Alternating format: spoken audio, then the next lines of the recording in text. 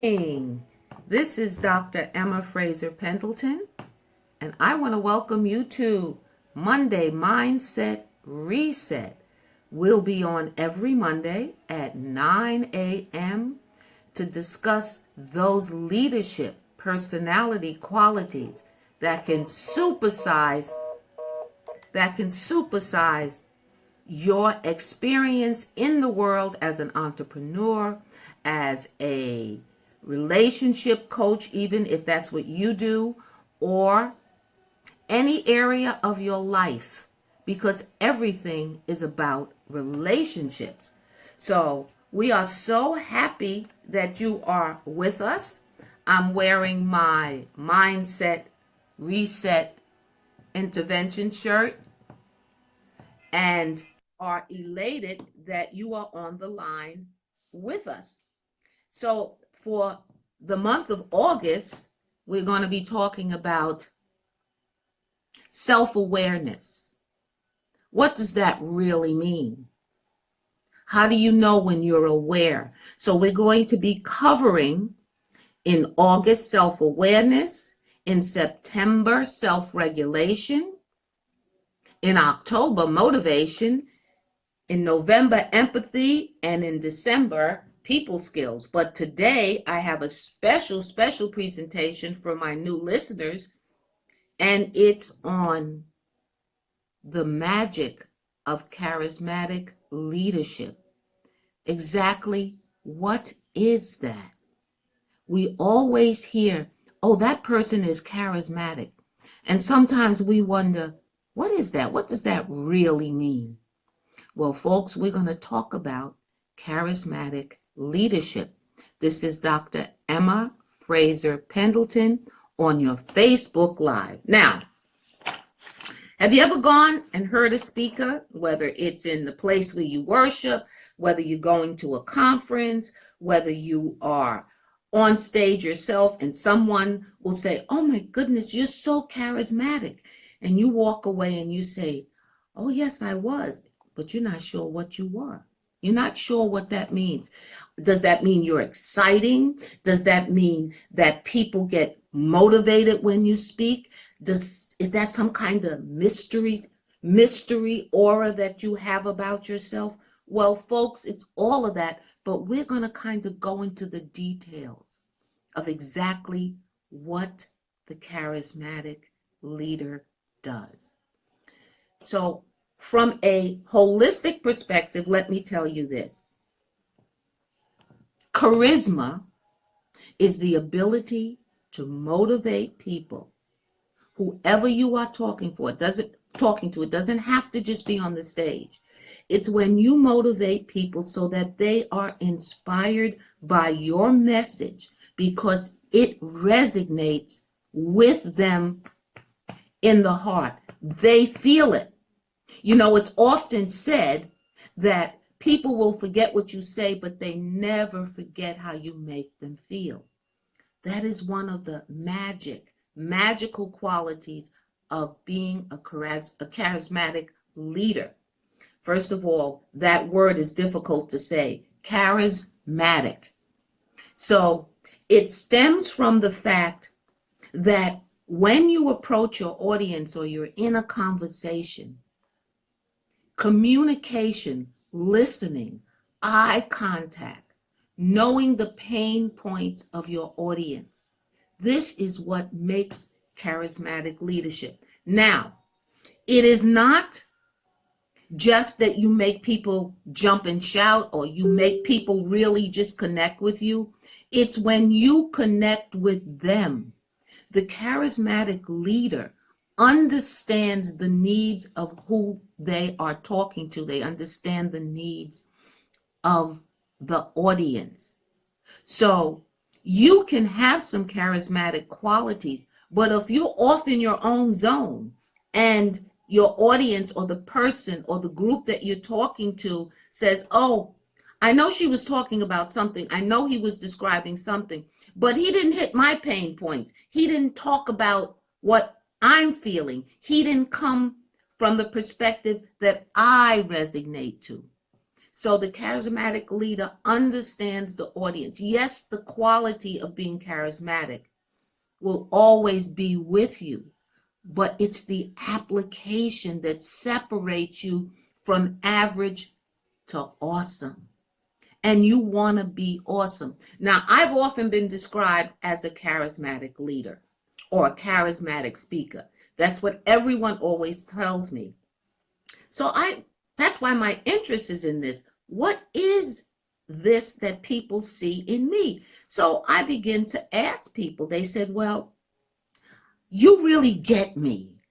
You went right down the middle of what I was thinking about. Some of those things that you said, I always thought, but I thought maybe I'm just imagining it. I don't really know what I'm feeling, but you get me. Does your audience get you? Are you resonating with your audience? Now, you can talk about some of the great speakers of our time. So let's just do a church one. T.D. Jakes. T.D. Jakes can talk about ice cream, but he relates ice cream to a fact in life and to a scripture. And so his audience, which is mostly in church or worship services, they know that when they come or when they tune into T.D. Jakes, that it's going to be relevant. Yes, he's charismatic. We've watched him. I've watched him many, many times. He has the gestures and the eye contact. Communication is eye contact. Knowing that your audience knows that you're looking at them, that you're just not only interesting in what you're presenting, but you're interested in them. Your audience must always feel that whatever you are discussing or talking about or presenting or teaching, and I've done all of those areas and all of those venues, is that it's about them. It's not about you. So every time you speak, you want to make sure that your audience knows they're in your scope. You're talking to them about universal issues that we all share, but you're coming in with a slice that's unique. You're adding that style. You're adding that pizzazz. You're not stiff. You're having a conversation. Every presentation is just a conversation. It's a discussion. Whether you're speaking to hundreds or thousands, every single person wants to feel that you're talking to them. Now that takes maturity. That's another quality of the charismatic leader. You're mature. You understand life. You have a story to tell. So let me put a pin in this, folks. The charismatic leader always has an example to validate what they're saying. The great storyteller, the one who can pick out a life event and relate it to their audience, you got them. Because all of us live these stories. People want to know that you can relate. So, for instance, when I speak to women's groups, which I do a lot of, I understand the needs of women. We are different. We are different. We want you to understand that our emotional EQ, who we are, is related right to the heart. We always speak from the heart. We feel. So when you speak to an audience of women, you got to come with a feeling, with a heart. You got to talk about what they want. That's the magic of charismatic presentations and leadership. So, for example, I've spoken to many groups, young people, as young as 10th grade, talk to them about life. So what do they want to know? They read my bio, who I am. So they can't relate to that. They're not interested in my accolades and awards. They want to know, are you relevant to me? So I always talk to them about an experience from childhood and from school and from what I went through in school. So I would say to them, anybody ever tell you you're not good enough? Anybody ever tell you that you're never going to get out of high school? Did anybody ever tell you that you lack the qualities of scholarship? Have you heard that before? And then I'll just zero in depending upon what I'm getting from the audience. Is any of it true? Are you lazy? Are you doing your homework? Are you out hanging out with your friends when you should be studying? I understand that because I was in education, but before that I was a student. So I know what students do. So if you want to increase your scholarship, increase your opportunities, then you got to get to stepping. So when I start speaking to them in that venue, they get it. They get it. They say, this woman, even though there is a wide difference in our age, she's relevant to me. She's relevant to me. So this is real important. The other thing about a charismatic leader, we don't hear this word often, is humility. You can be all that and a bag of chips on stage, but when you come off that stage, you got to be with the people. You got to be with the audience. You have to be emotionally and physically accessible, meaning when people come up to you and they say, oh, that was a wonderful presentation. You really zeroed in on some of the issues that I'm facing. You have to say, I get it. Because I've been there, done that. Bought the t-shirt, got the hat. I starred in that movie. You can't spend a great deal of time, but you have to connect, or you look at them. If about 15 people are coming up to you, which often happens when you do a really fine presentation, sometimes you can't speak to all of them, but you can touch them. I appreciate it. I appreciate that you were in that audience and that I talked to you about a relevant need. So the charismatic leader is relevant. They move people from point A to point B to point C, wherever they are on the spectrum of their life. So if you do a presentation or you have a conversation in which people are trying to get information about something that they're facing, when they leave your presence, they should absolutely feel inspired, or at least be able to take an action. Inspiration leads to action. Inspiration leads to action. You want to help them to move forward. All of the programs that have to do with any kind of rehab have a 12-step or a 10-step or a 7-step process in which you move from inaction and you move from lethargy. You just can't move. You can't do anything. You're stuck. You're in a black hole. It leads them out. It shows them light. So that's the charismatic leader, is a light provider. You're that flashlight for the dark space they're in. And what you say keeps them moving long after you're off the stage. People can't follow you home. Everybody doesn't have a coach. So the charismatic leader, it is evident because people move. And that humility is that when you are accessible, you value each and every person, and you do that by what you say. So let me put a pin in that and go to this. Just because you have charisma doesn't mean you don't prepare. How do you prepare for your presentations? Is it a hit and miss? Or it's okay, I'll get over? Everybody does that once in a while. I've done that. I'm saying that on Facebook Live. I've done that. But the most important thing is that you stay prepared. You understand your audience. You know who you're talking to. You know what their needs are. And so you can zero in. Like this is a very short discussion we're having today. This is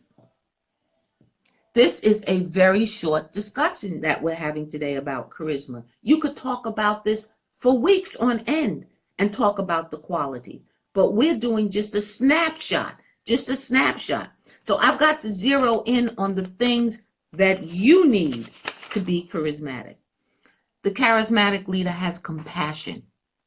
When you speak to your audience, what is your vocabulary like? What does your body language say? Is it so staged that people say that was wonderful, but I don't feel the person, I believe that they've done this 50 times over. Even if you delivered the same presentation 10 times, each time you deliver it, you got to bring the compassion. And the compassion means I understand your pain. I'm going to help you with your purpose. I'm going to help you to discover who you are. So compassion means that you have integrity and honesty, and you teach them about fortitude. You can't do that if you don't prepare, if you don't study. Now, I did a call for about 2 years with Darlene Brown. We were partners.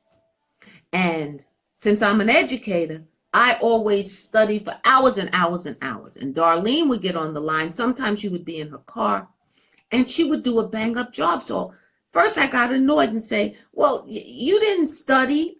Well, because I thought you're supposed to study for years because I'm an educator. I prepared lessons.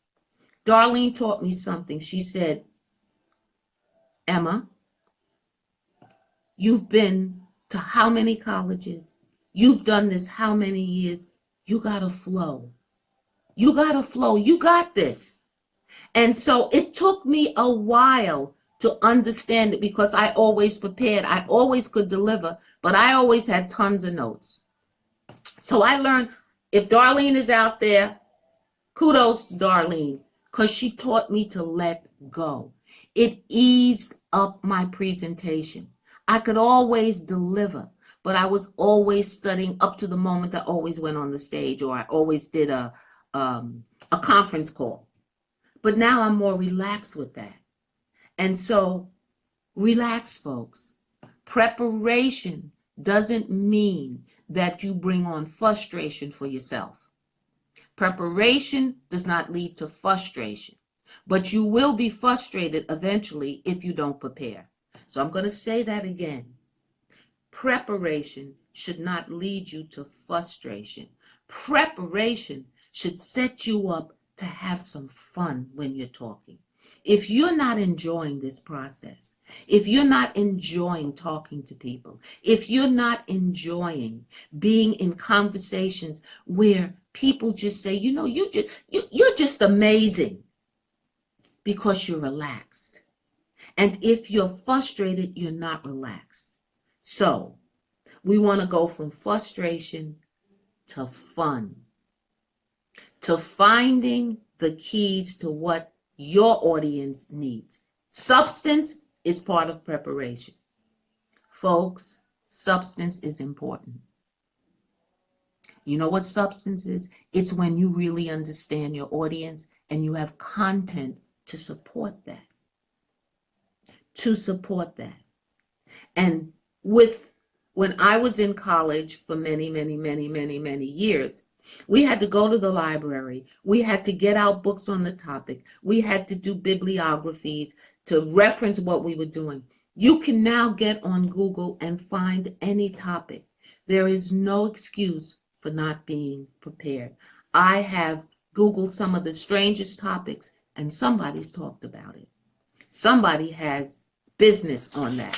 So now, I just want to review what we talked about because it's important. So when you're presenting, the charismatic leader tells you what they're going to say, says it, and then tells you what they did say, so that your audience gets 3 touch points, 3 references to what you talked about. So I told you that we were going to talk about charismatic leadership. That's critical. That's critical in the life of the presenter, in relationships. You want to bring that magic. And what is that magic? It's the ability to communicate and to motivate. That's what you do. That's the magic. That's the mystery. That's going from average to awesome. Maturity. You understand what you're talking about because you've had the experience. Don't get up in front of a group in which you've had no absolute contact or experience, because they will discover that you are a fraud and a fake. So if you get invited to speak and you haven't got a clue and you cannot do it, it is better to say that is not my area of expertise. But I can. Here's a good one. The charismatic leader always has a portfolio and a Rolodex and a phone dex that you can tell them, why don't you call Darlene Brown? She talks about that. Why don't you call Trevor Otts? Why don't you call Dr. George C. Fraser? That's his area of expertise. So the charismatic leader is the referral. It's not just about you. Remember what I said? It's about them. Meet people's needs. Humility. Don't get a big head. And never believe your press releases. And let me tell you this. People will flatter you and then they will flatten you if you don't meet their needs. Or if somebody just got ticked off. I did a presentation recently. Now I've got this kind of wry sense of humor. It was a big women's group. We sat down to eat after, and a person was sitting at the table. One person was to the left and said, "Oh, that was awesome, Dr. Pendleton." There was another person sitting to the right. And she looked at me while she was eating her chicken leg, and she said, "I didn't get it." Then I realized that you were joking, but I still didn't get it. I said, I really apologize for that. Maybe next time. You have a question? Is there something I can help you with? Was there a point you need me to talk about? And so we just had a little discussion. Humility. Don't get insulted. Get inspired. When people come and tell you something, get it. Sometimes it's true and sometimes it's not. Sometimes they just were having a bad day. But you always acknowledge that. So it's about humility. Compassion. Compassion is built on this. Integrity. Honesty. These are the qualities. Be honest with your audience. Tell a story.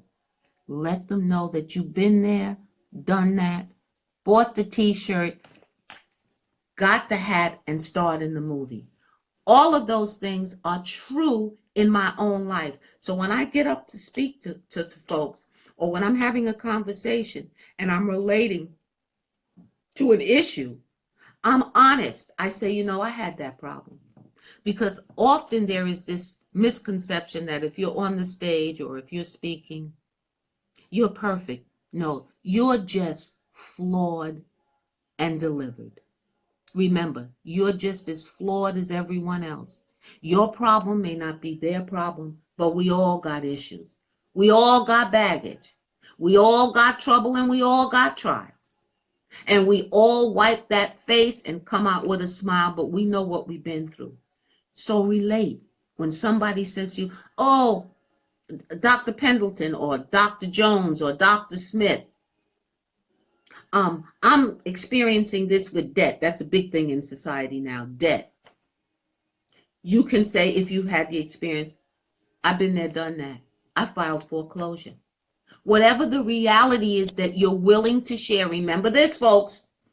The charismatic leader understands that whatever you say from that stage is going to be broadcast. So be careful. Don't say what you don't want repeated. Let me repeat that. I'm live on Facebook. Whatever I say here goes into the annals of time. Remember that.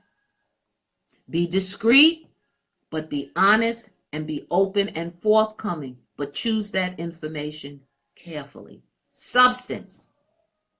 Substance. We want substance. What did I say? Preparation does not lead to frustration. It leads to fun. Are you having fun? Are you really on point? Do you enjoy what you're doing? Do you understand that you change people's lives with substance? When you can validate what you say because another person said it. So I want to put a pin in that. What does that mean, Emma? What does that mean? There is nothing new under the sun, folks. Nothing. So what's new is the slice that you've been given of a topic. Now, I'm very creative when it comes to coming at a topic from a different perspective. But the goal is to universally connect to your audience. So when you study and when you prepare, you inspire yourself. You'll come across something new. If it's feeling stale to you, it's probably going to feel stale to your audience. So it's not about flash. It's not about glitz. It's about substance and compassion and humility. It's about letting the audience know that you matter. You matter. You won't be on those stages. You won't be on those stages. You won't be on those stages if you're not relating to your audience. That's the magic of charisma. That's the magic.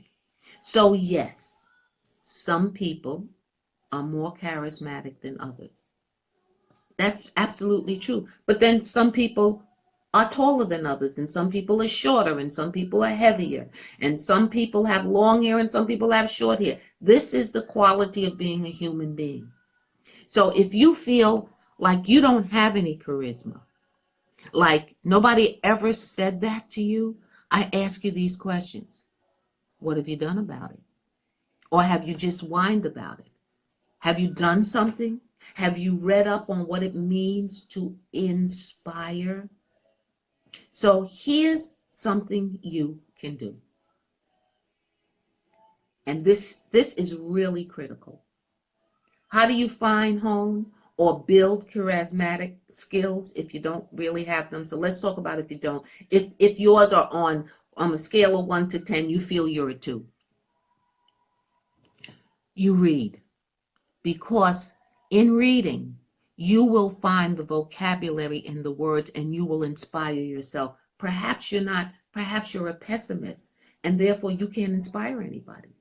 Only you know that truth. So you read inspirational books. Now, you see behind me is a ton of books. I have tons of videos. I'm always studying to improve. Even though I may get great reviews, I want to grow. So if you want to grow, you read. There are great books out there by Tony Robbins. There are books on the charismatic leader.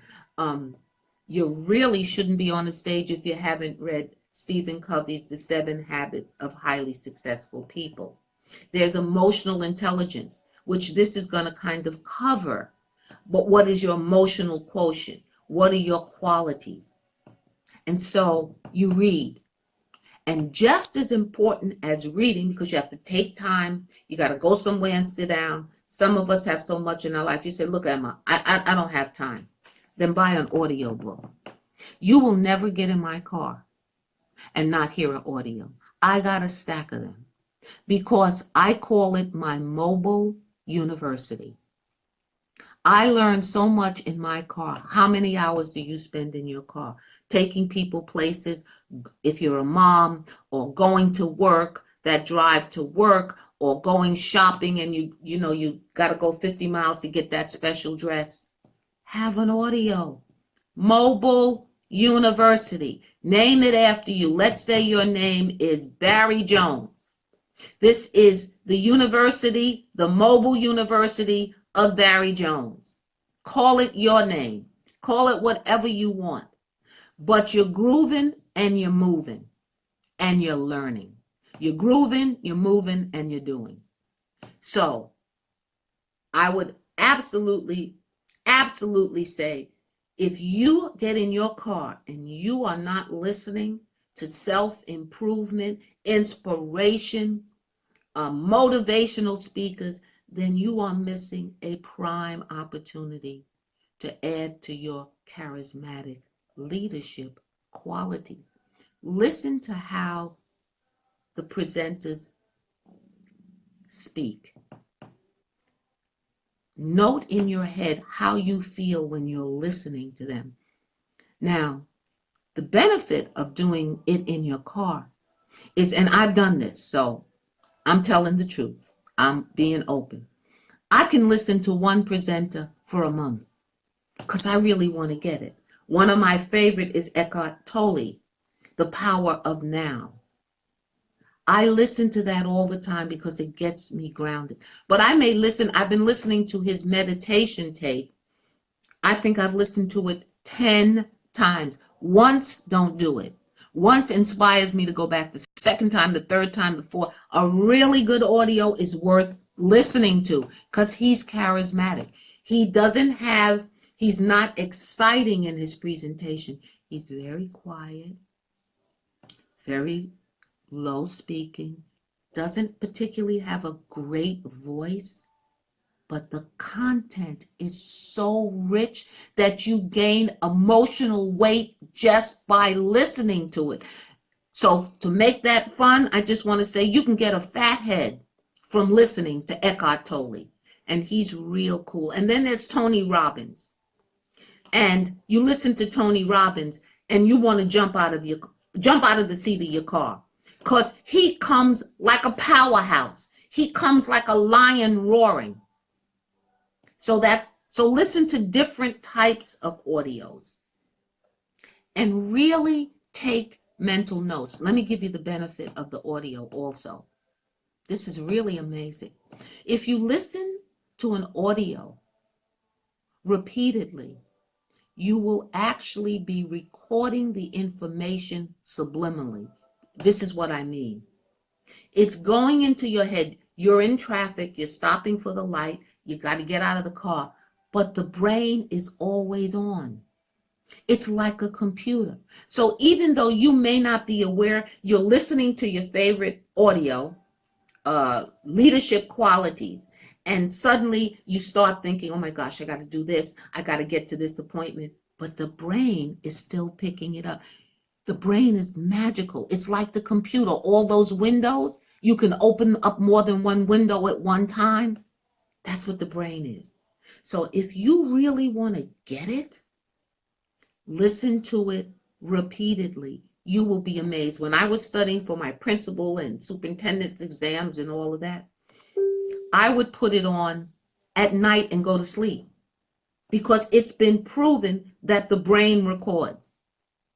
So I would encourage you to do that. So this is about building your charismatic skills. So we talked about reading, inspirational, books of all type. We're talking about audios. Now here's the big one. I want you to take notes, get out a pen. If for some of you, TED Talks. They're 15-minute earth awakening, shattering talks, meaning these are the best speakers. They are vetted. TED Talk is famous. They only have 15 minutes to present to huge audiences. To be invited to talk on TED Talk means you have arrived in a limousine. So you can Google TED Talks. You can get it on your phone. You can get it on your television, the smart TVs. You will be blown away. Listen to topics, and it lists the different topics. So if you want to talk about the power of why, if you want to talk about education, if you want to learn about how to present to multiple audiences, it's all on TED Talks. Watch it. It's 15 minutes. Do at least 2 a week. 2 a week. TED Talks. I'm a big proponent of Oprah's masterclass. See how other people describe it.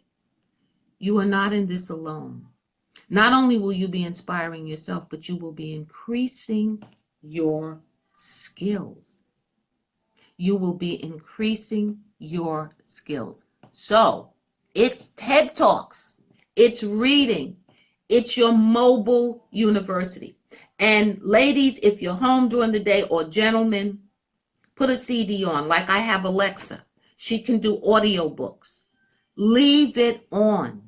And you will be, even though you might be coming in and out of the room, you're going to pick up subliminal. It means you're not even aware, but it's recording. Subliminal learning is powerful because it goes deep, because you have no real filter for it. It just goes in there. So these are powerful strategies for increasing your charismatic, that word always makes me, I'm going to say it again, charismatic leadership characteristics. So folks, I want to invite you to so I see audiences out there, and I'm so thankful that you're on the line. So I'm going to tell you a little secret. I do have a social media expert, Taria Hodge, and she said to me before we got on, Emma, now you have to speak to your audience. But I'm saying publicly that I don't know how to do that yet. I don't know how to do that. So I keep inviting people. So I just want to say, love that you're on the line. Oh, I see some people. There's Taria. There's Lawana S. Grant. There's Alma. There's Colette. There's Dakisha. There's Johnny Mack. All right, welcome, folks. See what I learned? Because I admitted the truth. Oh, my God. I'm not perfect. Remember what I said. The charismatic leader is not perfect. No one is. We're flawed, but we're just delivered by grace. So whatever your assets and your liabilities, they all make up you. And I'm going to give you this one last thing before I invite you to my 7-day mindset challenge, which is on my t-shirt. Let me say this. I interviewed for a big time job in New York City. It was in a completely new type of district. I had always been in the New York City school system, and I decided it was time to go out to the high-end district and market myself. So I went for the interview and got past the first interview, went for the second interview, then they invited me back to the community interview where everybody was in the room. Before I went in, the superintendent came to me. He said, listen, Emma, I want you to go in there and have some fun. So I said to myself, fun? This is a big interview. He said, there's some people in there, and the board members and whatnot. I opened the door. It was packed. Everybody was in there, and I sat at the head of the table. And they were asking me all kinds of questions, because what they really wanted to know was, you've been 22 years in New York City schools, some of the toughest schools, but we are a high-end district. We provide everything for our students. So how can you relate to students that have had everything, the gifted and the talented, and their parents are always at the school conferences? How can you relate to that when your experience has always been, quote, in the struggling districts with struggling populations? Now, this was a different ethnic group. I had worked mostly in Hispanic and African American school districts, and this was a different ethnic group. This was very high-end parents that had accumulated wealth. So I knew what they were asking me. So I said to them, the only difference is the money, but the parents in those districts want the same things for their children that you want for yours. They just don't have the money. Many of them don't have the education, but in the heart, they want the same thing you want. And so they said, oh, so I knew I'd hit home base. And here was the next question. They said to me, what are the strengths and the weaknesses that you bring to this district? Now, that's a hard question to talk about your weakness, and you're trying to apply for this big job that meant a substantial financial reward and benefit. I said to them, well, my liability is that I don't know anyone in this district. And my asset is that I don't know anyone in this district, which means I can come in as a fresh face with new ideas, and I have no particular allegiance to any group. I will bring you a new look at education. That did it. Next day I got the call. That did it.